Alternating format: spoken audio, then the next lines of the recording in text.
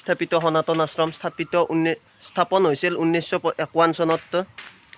হৰে হৰে কৃষ্ণ কৃষ্ণ কৃষ্ণ হৰে, এইখিনি নালাগে আৰু। আশ্ৰম প্ৰতিষ্ঠাপক শ্ৰী শ্ৰী শ্ৰী 108 ৰামেশ্বৰ দাসজী মহাৰাজৰ ৰাজবাবা।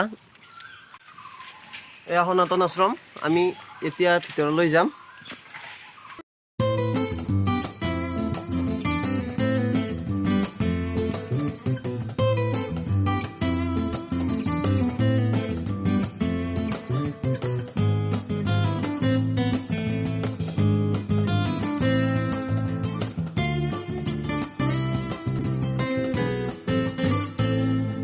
এয়া চাওক, এয়া বাপুজী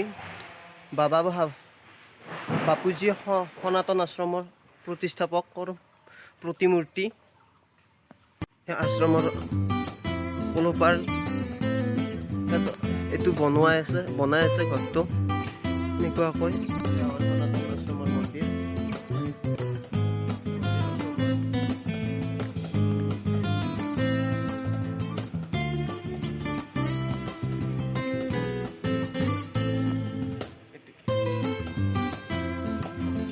সনাতন আশ্ৰমৰ ৰান্ধনীশালা, তাতে আশ্ৰমৰ পূজাৰী বাস কৰে।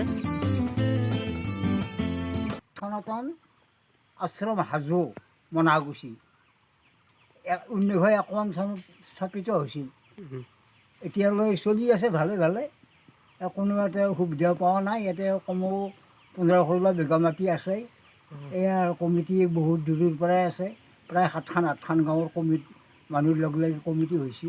আৰু ইয়াতে মানুহ ভোগ চোকবিলাক আহি থাকে, চলি থাকে। এটা মানুহ আহিব পাৰে আৰু সকলো সুবিধা আছে ইয়াতে।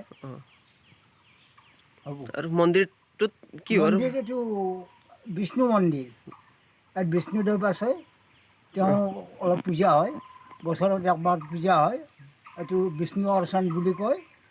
আৰু একদিন একনাম হয়, 2 দিন বছৰত উৎসৱ হয়। আপুনি আঘোণ মাহত। আপুনি ইয়াত কেতিয়াৰ পৰা আছে? মই এতিয়া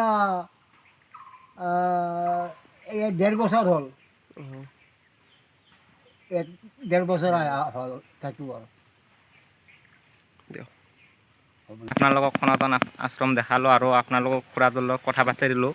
বাকী আপোনালোকে ভিডিঅ'টো কেনে পালে কমেণ্টত জনাব আৰু লাইক কমেণ্ট শ্বেয়াৰ কৰিব আৰু মোৰ চেনেলটো ছাবস্ক্ৰাইব কৰি ল'ব।